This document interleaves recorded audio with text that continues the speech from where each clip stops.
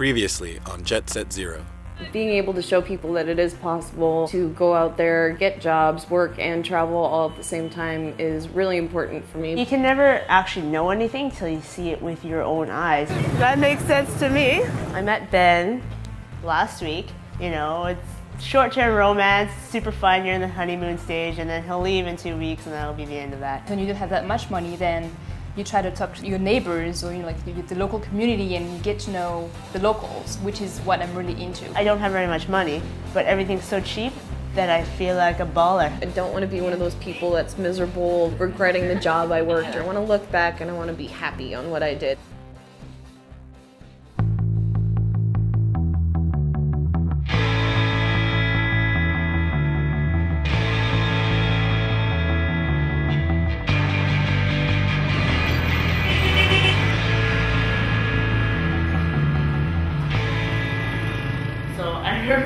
I went into this one place, there's nobody there but this one guy, and I'm like trying to give him my resume and stuff, and then he's sitting there reading over it, like pondering, like, Didn't work there, he was a student. Okay, so this is what happened today. We went over to the place that Lee told us about. I literally walked in the door for like 2 seconds, and girl at the front desk, like, doesn't speak any English, just looks at me and straight up just hands me this piece of paper with like another address in District 10 written down. Okay. There's like 3 branches in District 10, but none of them match his address. But that could easily be like the hiring center or where they do the admit, Yeah, right? so I'm gonna go there tomorrow on motorbike and then see if I can get there and maybe find this girl. I've tried calling twice and it's not working, so. The easiest thing for a Westerner to do here is to teach English. There's basically a few sites which help ESL teachers find jobs here, and I sent all my resumes to email addresses on those websites, and I would probably say 3/4 of the emails that I sent out have been returned. So none of these email addresses exist anymore. I went to a French bakery, kind of, and the guy who's French told me, yes, we need a waitress. Cool. But it's Vietnamese pay. Okay, how much?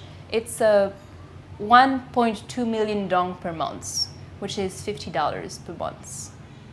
Full time, from 11 till 8:30 at night. It's hard finding jobs. The thing about going to apply for any of the jobs at the ESL schools is that you need nice clothes. I went out and started seeing if I could maybe find some nice blouses, maybe check out some pants, something like that.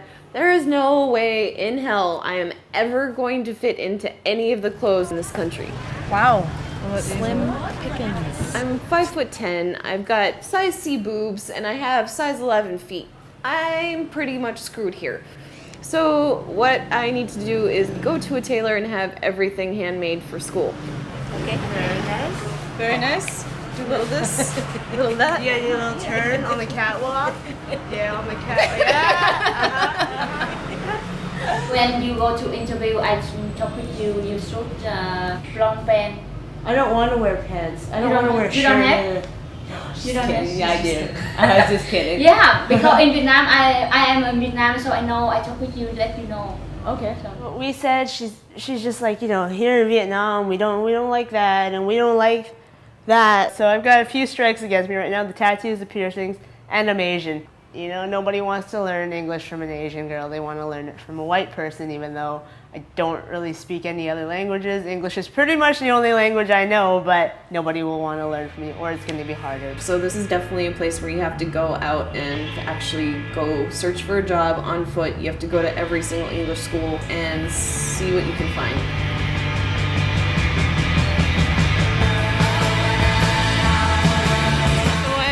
Got to school number 1 on my list, and of course it just moved 3 months ago. I don't know where this new school is now, but I know it's definitely not here.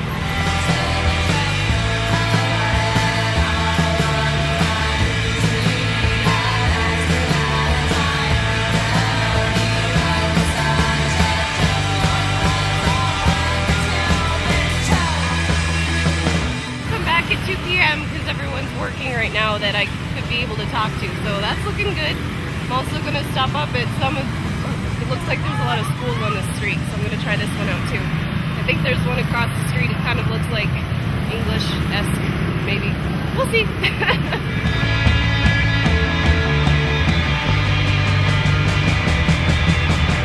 It was pretty much a disaster. Basically, she asked me if I had a degree, which I don't. I said I did. A TOEFL certificate, which I don't. I did not lie about that one, but she told me I had to go get one in order to get this job. And she's like, oh, it only costs $1,200. Right, like I have that money right now. So what did I do? I went to Photoshop and photoshopped a California State University bachelor's degree in communications. She gave me a really, really funny face when it came to looking at my degree, but hopefully I don't get busted because that would really suck. So I went in for an interview. They made me teach a demo class, which was interesting considering I had absolutely no idea what I was doing. They gave me a general lesson plan. I had to formulate a 45-minute class based on that lesson plan. So I Googled a lot. I went on YouTube and looked at how to teach ESL. So I faked my way through it, which was okay. And at the end of it, she told me I had the job, which is awesome.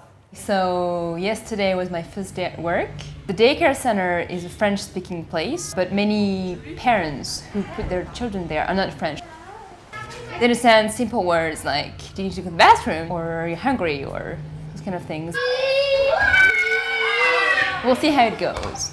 I've never worked at a daycare center. I have to learn to do everything all the time, so it's a little tiring, but I'm happy. I have a job. So on Sunday, Serene and I decided to go to the beach. The only thing, we didn't see the beach. We didn't lay on the beach. We barely touched the water, but we had fun. But I wish you could have seen Pamukkale because it's like this big white calcium deposit with water flowing over the edge, and there's nothing but like Germans or other Europeans like coming in, and they're all like laying on the edge and like, all in their swimsuits, and there's just I thought it was Americans mostly who pose all the time. No, like when they see, like, something this is on, all like definitely European people, and they're like laying on top of it with like their legs kicked up so they can look totally hot and sexy on top of calcium deposits. It's totally what I want.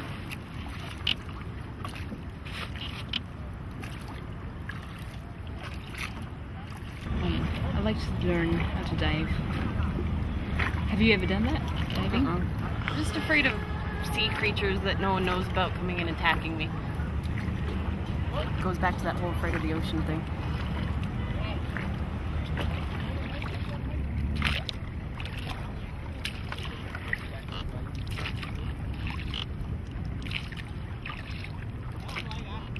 So I haven't really been looking for a job.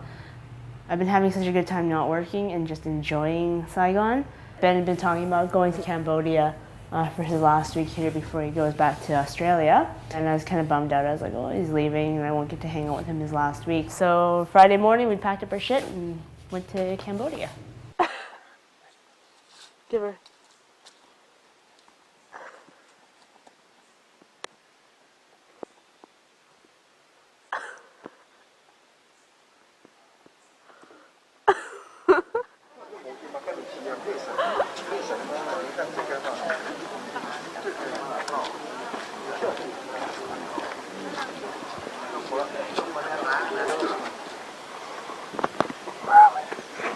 We're at Angkor Wat, watching the sunrise. Yeah, this is the shit that life is all about.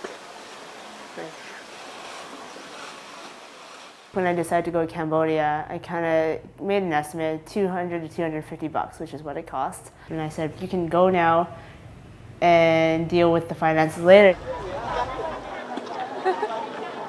I really don't want my experience in Saigon tainted because it's been so amazing so far that I'm scared that it's gonna flip and I'm gonna be sad and hate it again, so.